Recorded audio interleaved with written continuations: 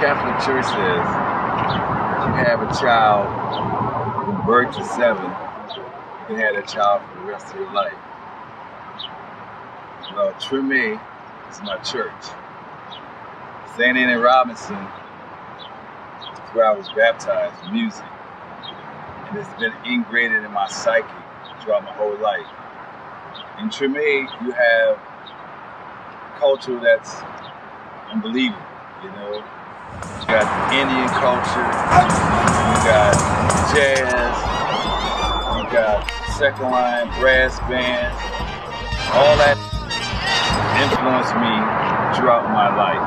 On that corner once was Ed's Cab Stand, and the music flowed out there like 24/7. Across the street was the Handies. The Handies, like, at the time, I really didn't know. We would go in his house, he got musical instruments all around. Didn't know the impact that he played in the music here in New Orleans. Until later on, you find out that he was a very influential musician, as all the other musicians are, and all over the city of New Orleans. You know, it's the culture. It's where we breathe, it's where we walk, it's where we talk, you know? And that's what we represent through the music. And my new sound that we are bringing across now is called New Orleans Afro-Caribbean. And it's based on the rhythms of New Orleans, Indian chants, singing about my growing up in New Orleans, culture, people I grew up with, people I'm associated with, captured in song, like storytelling. It's New Orleans Afro-Caribbean. It's based on, again, the rhythm of the street and the storytelling of New Orleans. And that's what we're doing for this side. Started off in reggae in New Orleans, knowing that New Orleans had influenced reggae music, and to hear all of these international artists in reggae, Bob Marley, Peter Tosh, and such, talk about New Orleans and its influence on reggae music, had me in mind to say that, what is not no New Orleans musician or artist doing any original reggae music? So I took it myself as a Rastafarian, say, well, I'm gonna take that lead, you know? So my first project was the Plantation Posse, a freedom song, you know? And this is like early music for me. Then we did Reality Check with Bruce Ruby. The next was Live Intergalactic. We had to do this Live Intergalactic because I was touring with Bob Marley Festival Tour for about 6 years, and this is some of the excerpts from some of the shows we did around the country. Then it was New Reggae.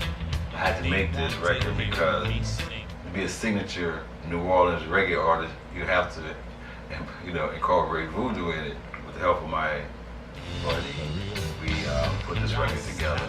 Toured with the festival for like 6 years. I had developed epilepsy from a skull fracture I had in college, you know, football. And so I had to take off several years to try to get that under control and manageable. To date, that's what I've done. Then we had Katrina.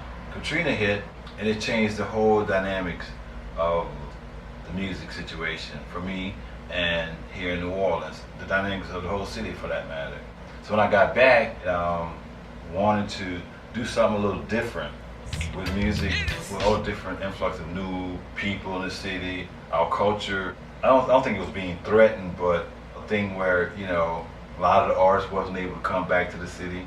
And for me also, I wanted to put a light on my songwriting. So I ventured off to do Traveler. I call it my healing album for the city. It was based on all the events that happened during and after Katrina. Love, drama, suspense. Last year, I came up with The Nature of Things. The Nature of Things is a record I did 17 songs on here, and this was my basic first introduction to this new style I came across. It came across to me. It's a combination of reggae, New Orleans, of course I'm from New Orleans, and an African sound. And if you know in reggae, the guitar is used mostly as a percussion instrument. When you hear chinking, chinking, chinking, that rhythm. And so that was my rhythm. Breakout Bowl with this record here, this year we just put out, is totally refined in this new style I call New Orleans Afro-Caribbean. This is reggae.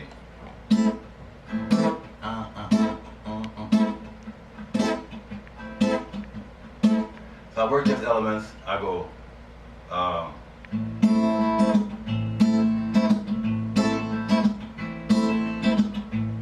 I was a little boy down in Trinidad. I would sit in my window and listen what old folks say. Newsman passed by shouting loud, I got banana, peaches, oranges with rice.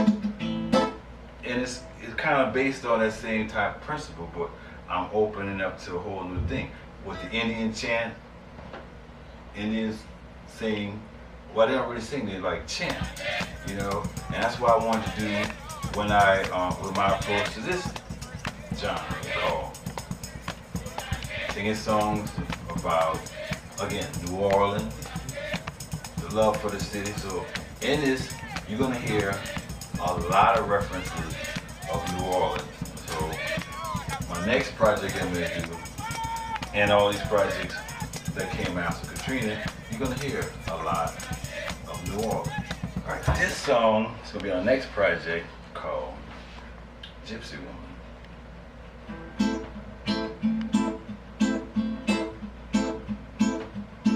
Gypsy woman got my mind in a wonder, heart pound like thunder, can't hardly breathe. Caramel mocha, gypsy queen, down by that river down in New Orleans. I called her out, she said, don't make a scene. Caramel mocha, gypsy queen, caramel mocha, gypsy queen. And she said, take your time, got to find motive. Take your time, got to move slowly. So it's that same little reggae, but it's New Orleans Afro-Caribbean. It's the new thing that we're doing with this music. And again, the next project is going to be Annie Ween. Now Annie Ween going to be a project we're talking about my great-grandmother. She lived 104 before she left, but lived down in the French quarters at some point, moved down the bayou. We'll sing songs about her and about everything that goes on around it. You know what I mean? This music is for the people, by the people, and to the people. So just give you an idea of what's going on. And also, we have Breakout Bowl. It's available, CD Baby, iTunes, and like the rest of it. You can follow me on Instagram, Facebook, Soul Avenger music page. You know, and come get you some. This is New Orleans Afro-Caribbean style. Wow, good job. Top ranking, top ranking, top ranking. Dancing on the clouds to be set free, and love will return. Set free, and love will return.